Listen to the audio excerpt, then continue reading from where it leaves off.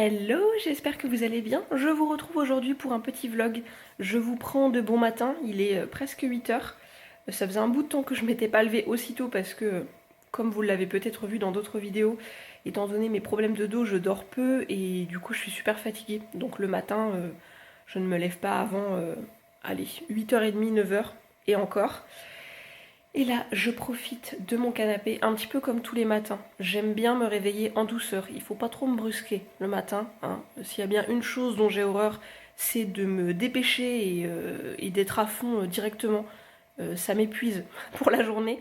Donc là, je profite du soleil qui est en train de se lever. Je crois que je vous l'ai déjà dit, mais j'adore vraiment ce petit coin de mon petit chez moi. Voilà, voir le soleil se lever et juste ne rien faire en fait. Voilà, regarder les arbres et écouter les oiseaux chanter, se réveiller, c'est mon petit bonheur à moi. Regardez-moi ça si c'est pas beau. Je sais pas si vous entendrez les oiseaux, mais c'est super agréable.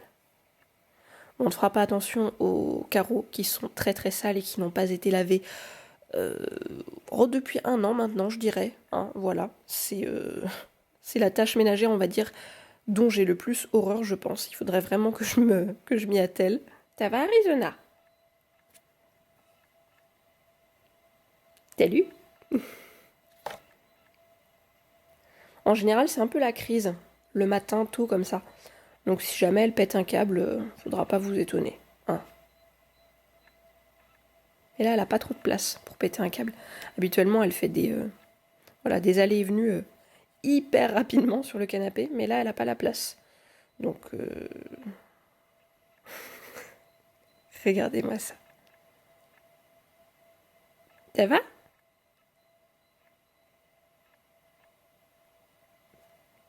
Quel petit cul d'amour, je vous jure. Programme du jour, je vais aller au marché, puisqu'on est jeudi et le jeudi c'est jour de marché ici. Donc je vous montrerai sûrement mon petit butin au niveau fruits et légumes, et je pense que je vais aller faire 2-3 petites courses en parallèle pour acheter les choses que je n'aurais pas trouvées sur le marché. Je dois aussi apporter quelques petites choses dont on se sépare chez Emmaüs, et je vais en profiter pour regarder si je ne trouve pas quelques petites merveilles, ma foi, notamment une malle ou une très grande boîte, je sais pas encore, et une chaise de bureau dont je vous avais parlé dans la vidéo réaménagement de mon bureau. Et je vais aussi aller au Troc de Lille. Je sais pas si vous connaissez ce magasin, pour les personnes qui habitent près de Rennes ou à Rennes. Il est situé rue de Fougères, à côté du McDonald's. C'est un magasin un petit peu axé brocante seconde main que j'aime bien. Je préférais largement le Troc de Saint-Jacques-de-la-Lande qui était à côté du Cocktail Scandinave mais qui a fermé il y a quelques années. J'ai eu du mal à m'en remettre, hein, parce que c'était un magasin que j'adorais et je trouvais toujours des merveilles à tout petit prix. Mais bon, bref, c'est comme ça. Donc je vais aussi aller voir au Troc de Lille, je pense.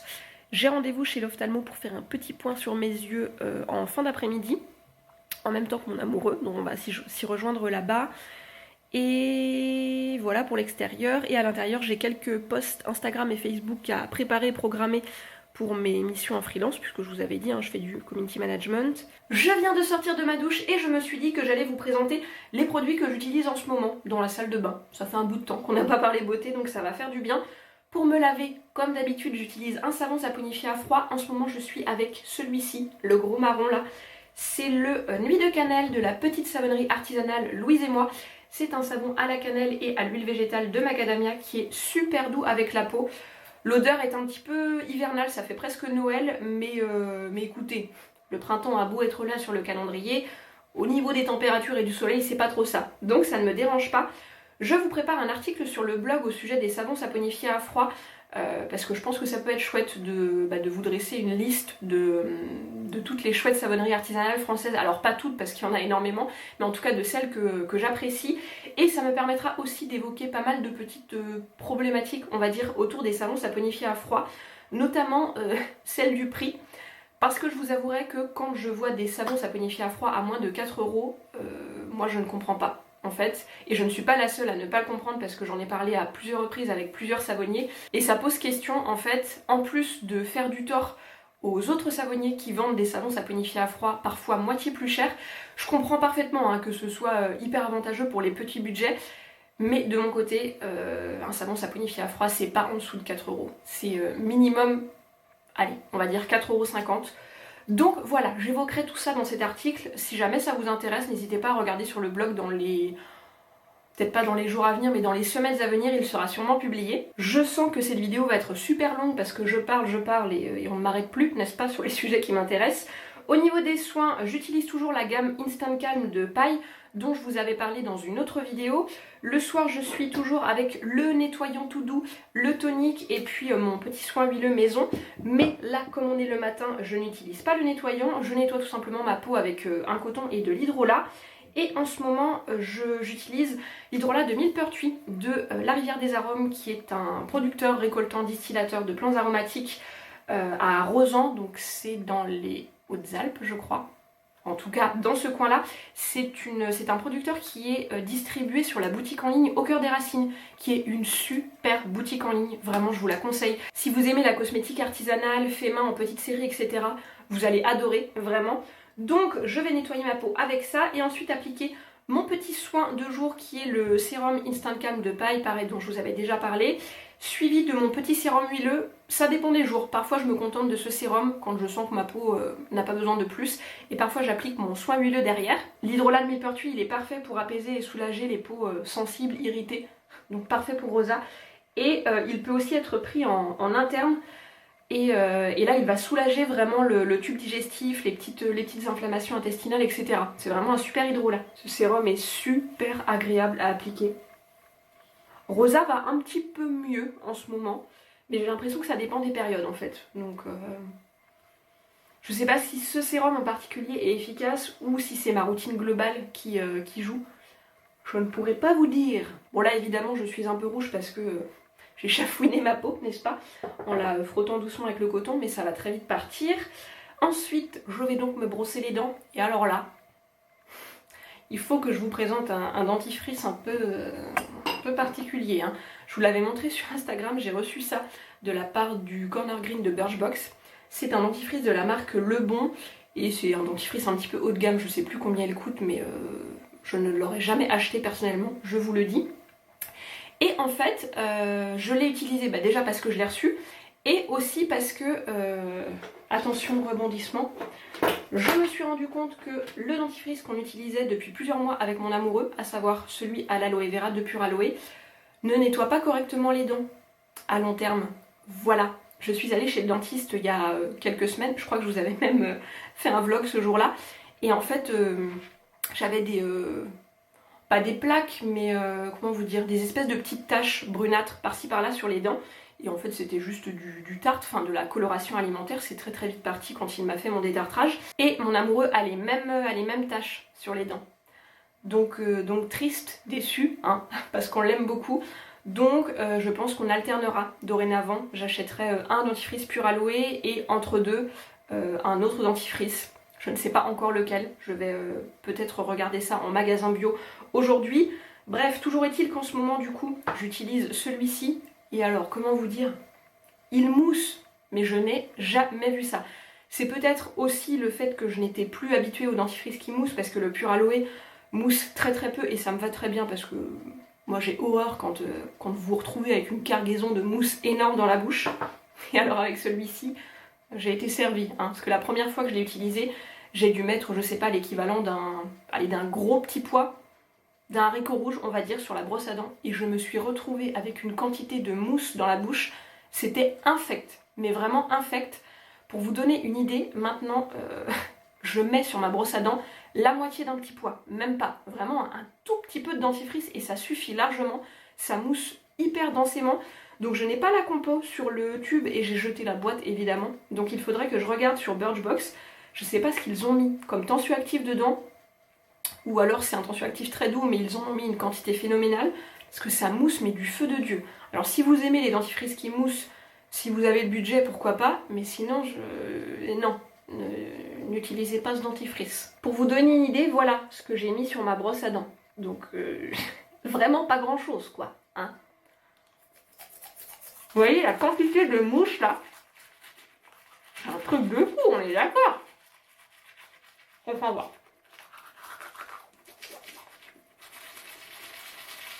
Voilà, je suis prête. Je voulais juste vous montrer le déodorant que j'utilise actuellement et que je suis doucement en train de terminer. C'est le déodorant crème de la marque Evolve, qui est une petite marque britannique que j'aime beaucoup. J'ai toujours été très satisfaite des produits que j'ai essayés chez cette marque. C'est donc un déodorant crème dont la texture est un petit peu dure quand même, un petit peu friable. Donc moi ce que je fais, c'est que j'en réchauffe une noisette dans le creux de ma main avant de l'appliquer. Mais par contre, il est super efficace, je vous en avais parlé dans une session de coup de cœur soin sur le blog, et il a une odeur hyper agréable. C'est pas du tout axé huile essentielle, aromatique, etc. C'est vraiment une odeur très poudrée, très fleurie, qui peut faire penser au déodorant conventionnel, et j'avoue que ça change parce que moi depuis un certain temps je n'utilise que des déodorants parfumé on va dire aux huiles essentielles et ça fait du bien, voilà, d'avoir une odeur qui change de temps en temps. Écoutez-moi ça quoi.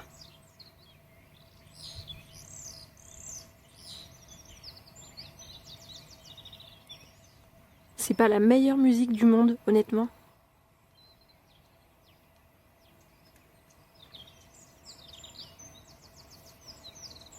Je vais donc faire un tour sur mon petit marché local pour acheter de bons fruits et légumes. Et je vais devoir faire le plein, je suis ravie. Ça fait toujours mal aux fesses quand tu passes à la pompe. Enfin, je sais pas ce qu'il en est de votre côté, mais moi j'ai toujours un petit peu de mal, comme ça. Bref, c'est la vie, Chez moi, les forêts se balancent et les toits rangent le ciel. Les eaux des torrents sont violentes et les neiges sont éternelles. J'irai où tu iras, mon pays sera toi. J'irai où tu iras, qu'importe la place et qu'importe l'endroit. Route barrée, c'est une blague. Oh je fais comment moi? Pardon. Je suis très vulgaire en voiture, je ne sais pas si je vous l'ai déjà dit, mais c'est assez terrible. Il a perdu son chagrin, je voudrais t'emmener au-dessus d'un volcan, brûler mes os, faire transpirer mes sentiments.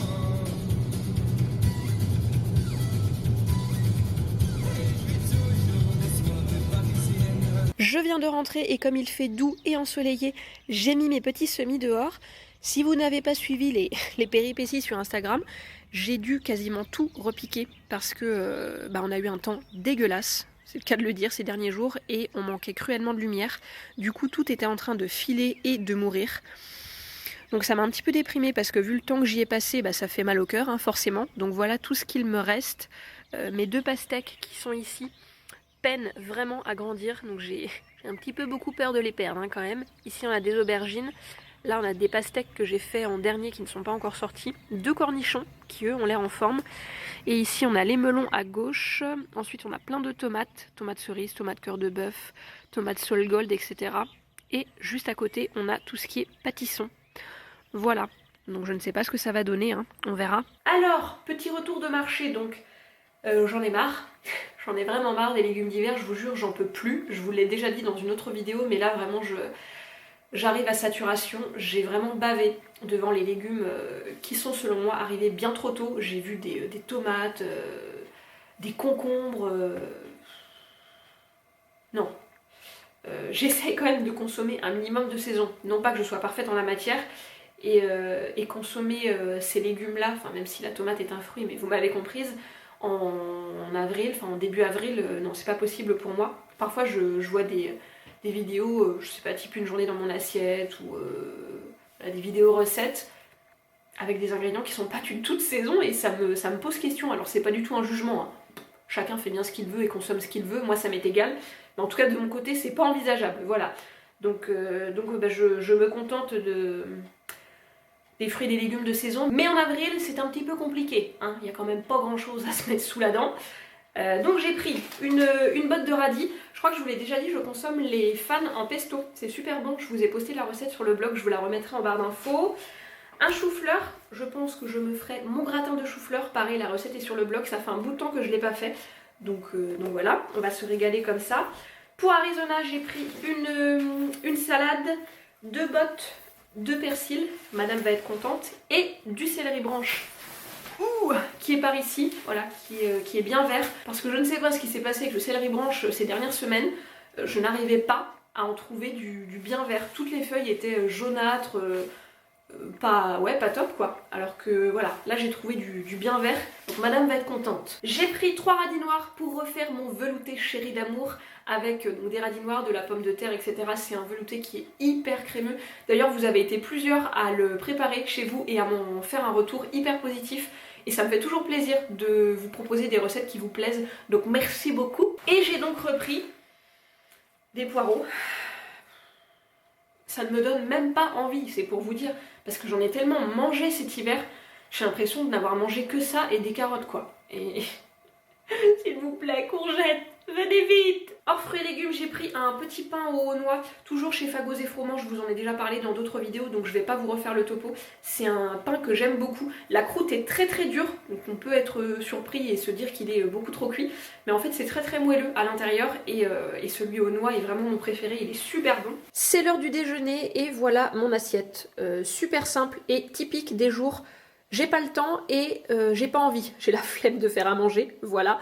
Je me suis tout simplement cuit du riz thaï nature et avec je vais manger un avocat parfaitement mûr et quelques radis. Voilà, j'ai terminé de manger, j'ai avancé dans tout ce que je devais faire sur l'ordi, donc je peux partir tranquille, il est 2h30 passées, faut pas que je traîne parce que mine de rien j'ai un petit peu de route. Et je me connais, je vais traîner tout ça au troc et je vais finir par me mettre en retard pour mon rendez-vous chez l'ophtalmo. Donc on y va. Regardez ce que j'ai là. Je sors d'Emmaüs, j'ai trouvé la malle. Je n'ai rien trouvé au troc. Il y avait des malles en métal, mais en fait elles étaient... c'était du neuf déstocké quoi, donc ça ne m'intéressait pas. Mais chez Emmaüs, j'ai trouvé une malle en bois sur roulette. Elle a un aspect un petit peu brillant, verni, donc je pense que je vais complètement la poncer pour lui redonner un aspect un petit peu plus brut. Je vous la montrerai davantage à la maison. En tout cas, j'arrive pile poil pour mon rendez-vous. Il me reste un quart d'heure, donc je suis largement dans les temps. C'est formidable. Voilà, je suis rentrée. Donc je vais vous montrer la fameuse malle. Je suis complètement claquée de ma journée. Pourtant je n'ai pas fait grand chose, mais comme je suis déjà fatiguée d'avance parce que je dors peu à cause de mon dos, la moindre activité plus intense on va dire que d'habitude m'assomme complètement. Voilà, donc je pense que je ne vais pas faire de vieux os ce soir, je vais rapidement préparer à manger et je vais aller faire dodo. Voici la bête, c'est pile poil ce que je recherchais au niveau des dimensions, vraiment je ne pouvais pas rêver mieux.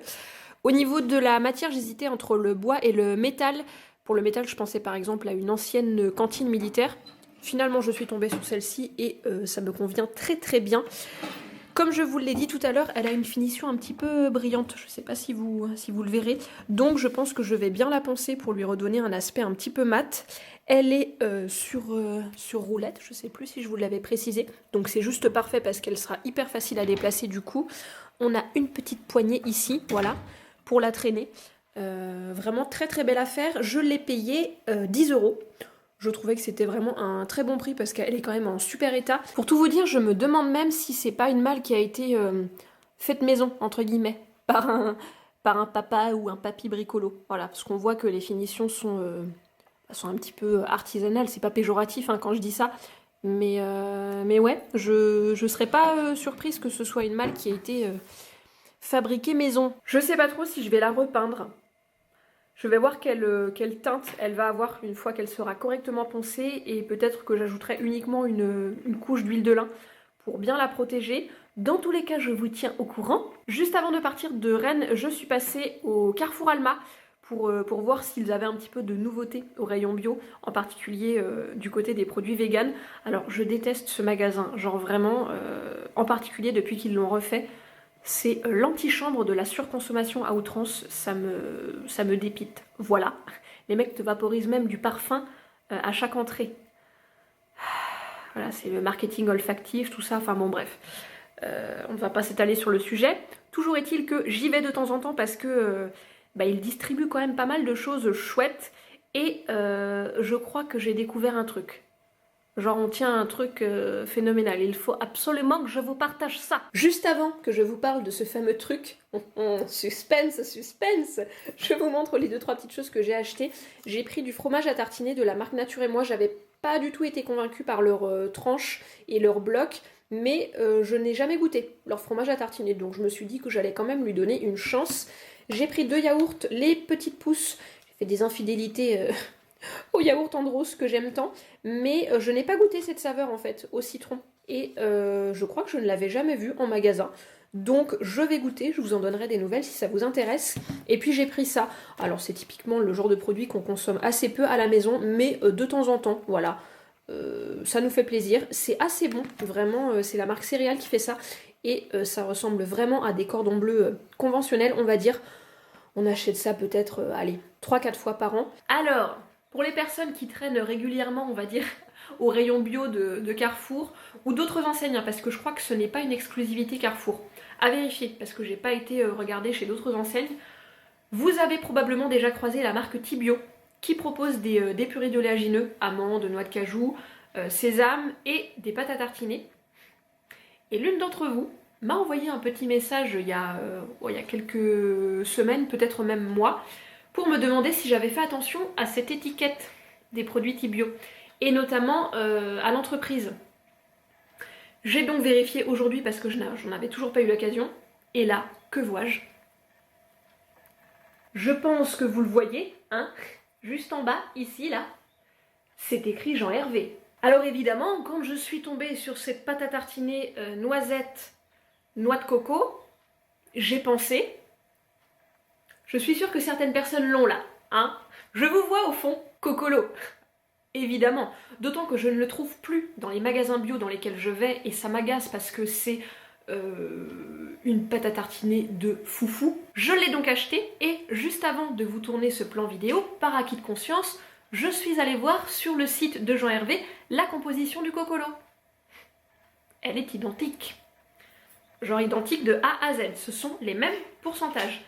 Noisette 38%, sucre de canne, amande, noix de coco 13%, beurre de cacao, extrait de vanille pardon, et sel de mer. C'est exactement ça. Nous avons donc du Cocolo chez Carrefour.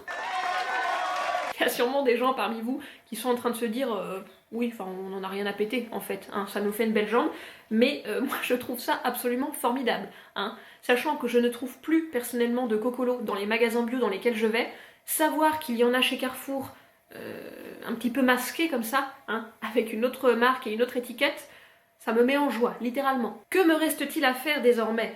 Goûter, évidemment, hein, pour être sûr que ce soit véritablement la même chose. Donc, eh bien je vais faire ça, voilà, sous vos yeux ébahis. Si j'arrive à l'ouvrir, ce serait quand même fort dommage. Ah, ça y est. Bon, déjà ça sent exactement pareil, oui, parce que je n'ai pas mangé de Cocolo depuis plusieurs semaines, mais voilà, le rappel du goût est toujours là, le souvenir du goût est toujours là, hein. Je mélange un petit peu parce qu'il y avait une petite pellicule d'huile dessus, ce qui est assez fréquent hein, quand vous achetez des pâtes à tartiner sans huile de palme notamment. On y va.